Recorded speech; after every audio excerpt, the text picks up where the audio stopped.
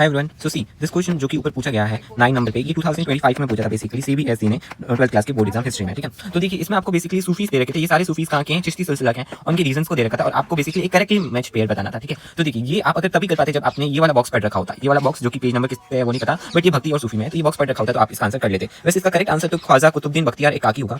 अब let's see ये answer इसका कैसे निकला और क्यों निकला, बाद में आपको मैं पूरा बताता हूँ।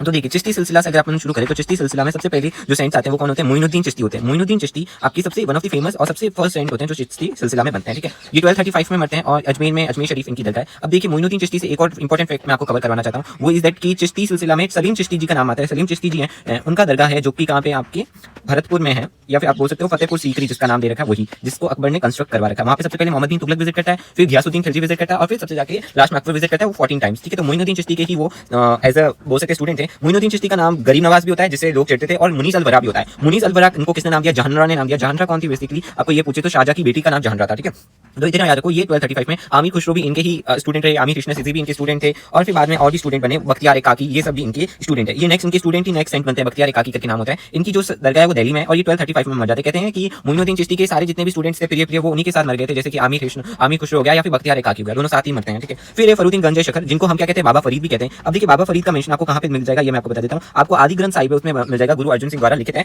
वहाँ पे। फिर नेक्स्ट है बहुत ही फेमस निजामुद्दीन औलिया। निजामुद्दीन औलिया बेसिकली इसको युगलक खान विजिट करते हैं। निजामुद्दीन औलिया को, ये बेसिकली घियासुद्दीन होते हैं, खिलजी होते हैं, वो निजामुद्दीन औलिया को भी विजिट करते हैं। ठीक है, तो ये आपको बस थोड़ी सी याद रखनी है। मोइनुद्दीन चिश्ती को भी करते हैं, इनको भी करते हैं, उनका नाम होता है युगलक खान, किसका, घियासुद्दीन खिलजी का। ठीक है, ये 1325 में मरते हैं बेसिकली और दिल्ली में इनकी दरगाह होती है, वापस आपको याद रखना है। फरूक बाबा फरीद की अजोदान है। फिर नसूरुद्दीन गंज चिराग दिल्ली, ये 1356 में मरते हैं, ये भी दिल्ली में ही इनकी दरगाह है। तो दो की अजमेर और अजोदान में है और तीन की दिल्ली में। अब देखिए नसूरुद्दीन चिराग दिल्ली है, उनको हम बेसिकली कहाँ पे आप बोल सकते हो, मुनीस अल शेख भी कहते हैं। क्या कहते हैं, मुनीस अल शेख। ठीक है, ये याद रखना, ये दे रखा है बुक में, बॉक्सेस में आपको आसानी से नहीं मिलेगा। और इनके ऊपर मुरक्का दिल्ली करके एक किताब लिखी गई, मुरक्का दिल्ली लिखी है कुली खान ने। किसने, कुली खान ने। तो ये भी बहुत ही इंपॉर्टेंट फैक्ट एंड फिगर्स में आपके आ जाता है। ठीक है, बाकी आपको कुछ और बताऊं तो बहुत ज्यादा हो जाएगा, ये सब याद रख लोगे तो काफी है। Thank you.